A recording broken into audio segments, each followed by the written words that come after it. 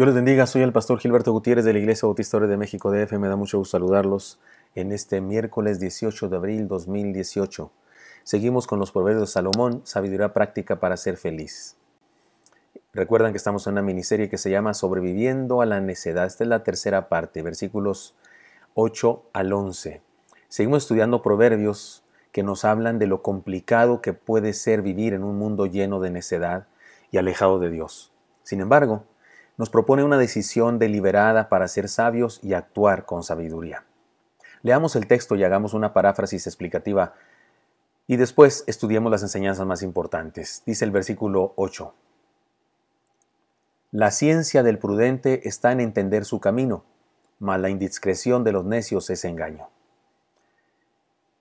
Podemos hacer una paráfrasis muy breve diciendo lo siguiente: el conocimiento más sabio es saber a dónde vamos, cuál es el propósito de la vida. En cambio, la actitud chismosa del insensato le parece un logro y le resulta una desgracia, o le resultará una desgracia. Versículo 9. Los necios se mofan del pecado, mas entre los rectos hay buena voluntad.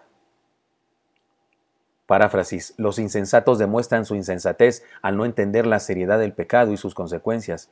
En cambio, entre los que siguen a Dios y procuran hacer su voluntad hay disposición seria para vivir de acuerdo a la voluntad de Dios. Solo estos dos versículos, 8 y 9. Reflexionemos en la enseñanza principal, en las enseñanzas principales. Primera de ellas, el que no va a ningún lado, ya llegó. Dice el versículo 8, la ciencia del prudente está en entender su camino, mas la indiscreción de los necios es engaño. Leamos el pasaje, este mismo pasaje en otras versiones para entender mejor la enseñanza. Dice así la nueva versión internacional: la sabiduría del prudente es discernir su camino, sus caminos, pero al necio lo engaña su propia necedad. La Biblia de las Américas dice: la sabiduría del prudente está en entender su camino, mas la necedad de los necios es engaño.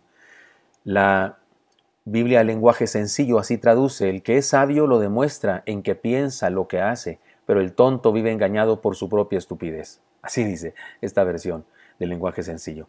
La idea es clara. Una de las bendiciones y a la vez señales de la sabiduría en una persona es la claridad de su proyecto de vida. Sabe a dónde va, tiene metas, se sabe parte de una misión más grande que él mismo y tiene una visión trascendente. Además, sabe que hay un camino y está dispuesto a andar en él.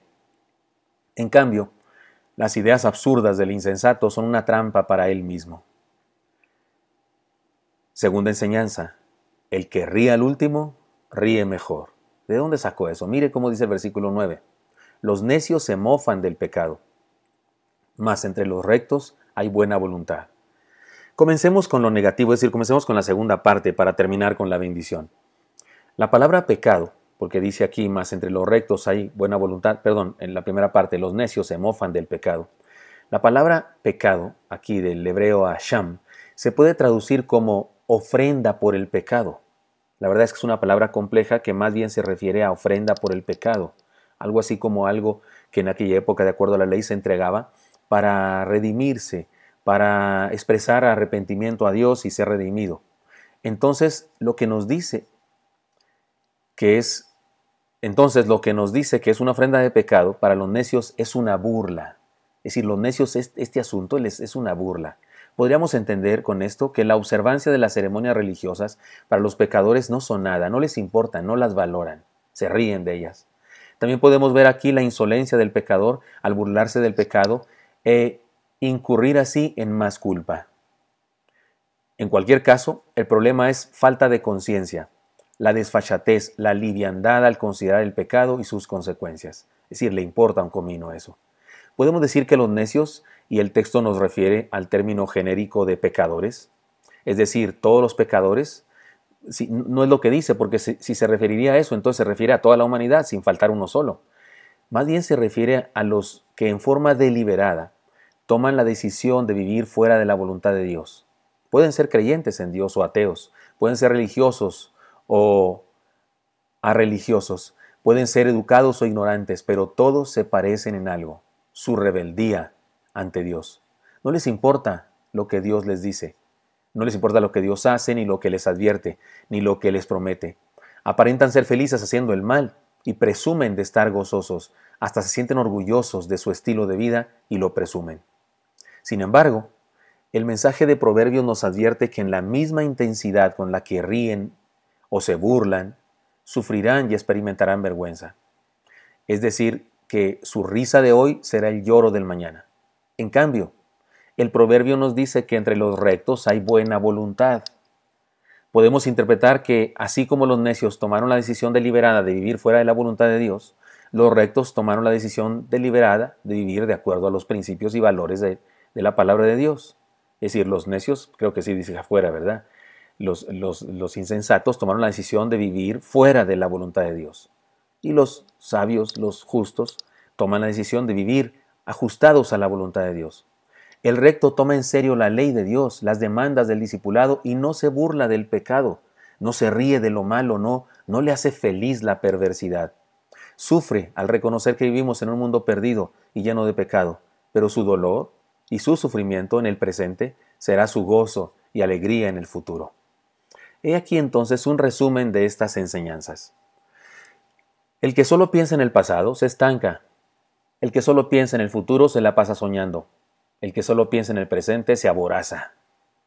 En cambio, el que aprende del pasado y se apoya en las lecciones del pasado, planea su futuro de acuerdo a la voluntad de Dios y trabaja en el presente para unir a ambos, pasado y futuro, ese es un sabio.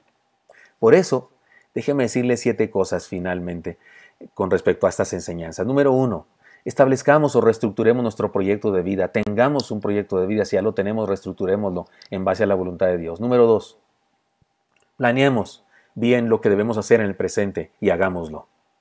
No podemos vivir sin un plan, sin un proyecto. Número 3, pero planeemos de verdad. No solo expresemos deseos o sueños guajiros, castillos en el aire o anhelos frustrados, porque hay quien planea de esa manera, ¿no? Es expresando solamente sus sueños, expresando solamente sus anhelos más profundos. Eso no es planear, eso es soñar solamente, eso es manifestar lo que quiero.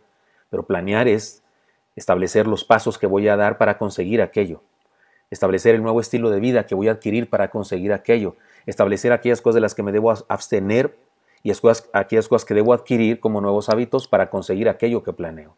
Número 4. Reconozcamos la realidad del pecado y tomemos la decisión de ser restaurados. El pecado es real y todos somos pecadores y sus consecuencias son nefastas y deberíamos reconocer esto y tomar la decisión de ser restaurados por el Señor, perdonados y restaurados. Número 5. Acerquémonos al amor de Dios y su palabra hasta que nos duela el pecado. Es decir, hasta que el pecado no sea una razón de tristeza, nuestro propio pecado y el pecado del mundo entero. Número 6. Tomemos la decisión de vivir para Dios. El Señor Jesucristo dijo, si alguno quiere venir en pos de mí, niéguese a sí mismo, tome su cruz cada día y sígame. Se trata de un desafío serio. Él no nos pide nada que no nos haya dado, así es que tiene derecho a pedirnos eso, porque Él nos dio mucho más que eso. Número 6. Tomemos la decisión de vivir para Dios. Y número 7. Superemos el peligro de vivir en este mundo de necedad siendo sabios. Espero que esto sea útil para usted y me encantaría encontrármelo el día de mañana. Hasta pronto.